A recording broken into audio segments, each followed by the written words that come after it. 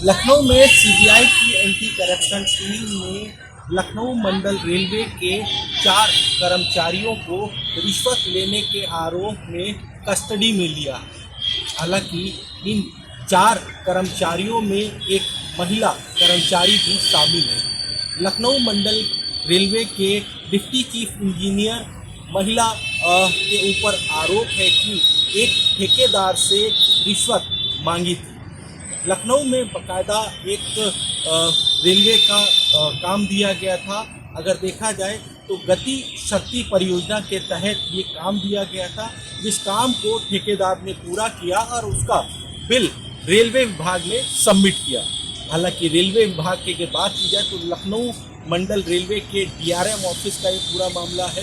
कल देर शाम Lucknow anti corruption team जो सीबीआई की टीम है वो आती है और आ करके महिला रेलवे कर्मी जो रिश्वत लेते हुए रंगे हाथ गिरफ्तार की गई थी। हालांकि इस पूरे मामले में रिश्वतखोरी के मामले में रेलवे के 4 कर्मचारी शामिल हैं, जिसमें से एक डिप्टी चीफ इंजीनियर भी है। हालांकि अब सीबीआई इन चारों लोगों से पूछताछ कर रही है। पूछताछ में क्या कुछ निकलता है ये देखना जरूर होगा।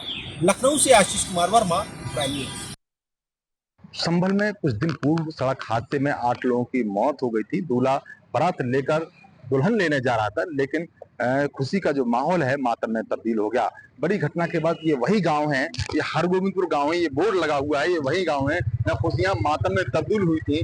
बोलेरो में 10 लोग सवार थे, 10 लोगों में से 8 लोगों की मौके पर मौत हो गई थी। उसी घटना के बाद आज समाजवादी पार्टी का डेलीगेशन संभल पहुंचा है। मैं वहीं आपको बता दूं, जिस तरह से डेलीगेशन आयत यादव सांसद हैं, उनकी अगुवाई में संभल पहुंचा। कई वरिष्ठ नेता विधायक मौके पर मौजूद रहे। उन्होंने आश्वासन दिया कि जो रिपोर्ट है वो राष्ट्रीय अध्यक्ष अखिलेश यादव है, उनको सौंपी जाएगी। उस रिपोर्ट सौंपने के बाद बड़ा निर्णय लिया जा सकता है। जो पीड़ित परिवार हैं, जो मृतकों के जो परिवार हैं, उनके लिए आर्थिक मदद का भरोसा दिया है। वहीं सरकार ने भी 2-2 लाख रुपए जो मृतक परिवार उनके लिए दिए हैं, लेकिन ये जो मदद है वो कम है। और जो आयत यादव सांसद उन्होंने कहा है कि सरकार से और मदद दिलाने की वो मांग करते हैं और राष्ट्रीय अध्यक्ष को और अखिलेश यादव को रिपोर्ट सौंपने के बाद उस मदद दी जाएगी, ऐसा उन्होंने आश्वासन दिया। और साथ ही उन्होंने ये भी कहा है कि पीड़ित परिवारों के लिए, मृतकों के परिवारों के लिए हर संभव मदद के लिए वो खड़े हुए हैं। कई वरिष्ठ नेता, सांसद, विधायक मौके पर पहुंचे और उन्होंने ये भी आश्वासन दिया कि जो परिवार है, जो घटना हुई है, तो इसकी क्या घटना है, क्या लापरवाही, उसकी भी जांच की जाएगी। जो चालक है उसकी भी मौत हुई, उससे घर जाके वो मिले। और उन्होंने साथ ये भी आश्वासन दिया कि जिस तरह से घटना हुई तो बेहद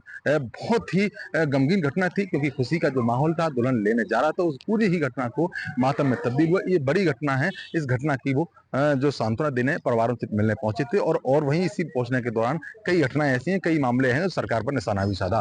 वीडियो के साथ संतोष यादव, प्राइम न्यूज। उत्तर प्रदेश के जल शक्ति मंत्री स्वतंत्र देव सिंह आज हमीरपुर पहुंचे हैं और हमीरपुर पहुंचने के बाद उन्होंने बाढ़ प्रभावित इलाकों का दौरा किया। इस दौरान उनके साथ में डीएम, एसपी समेत विधायक और चेयरमैन आदि संबंधित अधिकारी उनके साथ निरीक्षण के दौरान मौजूद रहे। स्वतंत्र देव सिंह ने बेतवा और यमुना नदी के आसपास जो बाढ़ प्रभावित इलाके हैं वहां पहुंच कर के यहाँ का जायजा लिया है और लोगों से यहाँ के बारे में हालचाल जाना है। इसके साथ ही स्वतंत्र देव सिंह ने संबंधित अधिकारियों को बाढ़ से निपटने के लिए दिशा निर्देश दिए हैं और दिशा निर्देश देने के बाद वो यहाँ से हमीरपुर से बांदा के लिए रवाना हुए। हालांकि प्रोटोकॉल के मुताबिक आज स्वतंत्र देव सिंह को आज शाम करीब 6 बजे हमीरपुर पहुंचना था, लेकिन एकाएक वो दोपहर में ही हमीरपुर पहुंचे और पहुंचने के बाद अधिकारियों के साथ मिल करके बाढ़ प्रभावित इलाकों का दौरा स्वतंत्र देव सिंह ने किया है। जय सोजा, प्राइम न्यूज, हमीरपुर।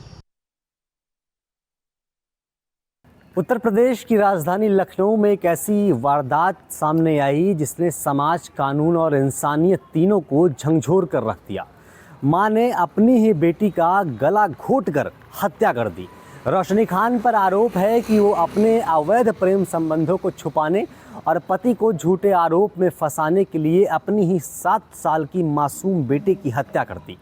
ये दर्दनाक घटना लखनऊ के कैसरबाग थाना क्षेत्र के खंडारी बाजार इलाके में घटित हुई। पुलिस के अनुसार आरोपी महिला रोशनी खान की शादी करीब 8 साल पहले शाहरुख खान नामक युवक से हुई थी। इस विवाह से उन्हें एक बेटी हुई जिसकी उम्र अब लगभग 7 साल थी। कुछ वर्षों तक यह दंपति सामान्य जीवन जीता रहा, लेकिन वक्त के साथ उनके रिश्तों में खटास आने लगी। इस बीच रोशनी का संपर्क उदित जायसवाल नामक एक युवक से हुआ और जल्द ही यह संपर्क प्रेम संबंधों में बदल गया। पति शाहरुख से दूरी बनाने के बाद रोशनी अपनी बेटी के साथ लिव इन रिलेशनशिप में उदित के साथ रहने लगी। परिवार से दूरी और सामाजिक बंधनों से आज़ादी पाने के लिए उसने न सिर्फ अपनी बेटी को इस नए संबंध में शामिल किया बल्कि पति से पूरी तरह दूरी बना ली।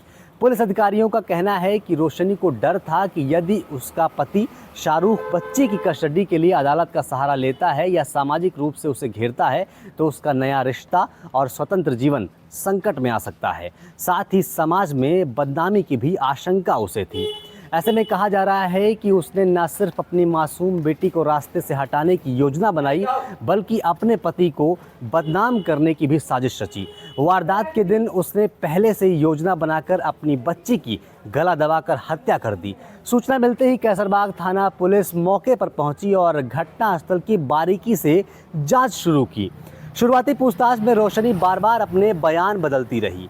उसकी बातें बेतुकी और संदिग्ध प्रतीत हो रही थी। पुलिस ने मौके पर जो भी जानकारी जुटाई उसमें कभी कहीं भी जबरन घुसपैठ या मारपीट का प्रमाण नहीं मिला। पोस्टमार्टम रिपोर्ट में साफ हुआ कि गला दबाकर हत्या की गई है, इसकी पूरी पुष्टि हुई। और सख्ती से जब पूछताछ की गई तो रोशनी खान ने इस बात को कबूल भी किया। पुलिस ने आरोपी महिला रोशनी खान को तत्काल हिरासत में लिया और उसके प्रेमी उदित जायसवाल से भी पूछताछ की जा रही है। पुलिस उपायुक्त पश्चिमी ने बताया कि महिला के खिलाफ आईपीसी की धारा 302 हत्या और 211 झूठा आरोप के तहत केस दर्ज किया गया है। साथ ही यह भी देखा जा रहा है कि क्या उसने अपने प्रेमी को बचाने के लिए पति को फंसाने की योजना अकेले रची थी या कोई और इसमें मिली भगत थी किसी की, या कोई इसमें और शामिल था। राजधानी लखनऊ से अंशुमान मिश्रा, प्राइम न्यूज़।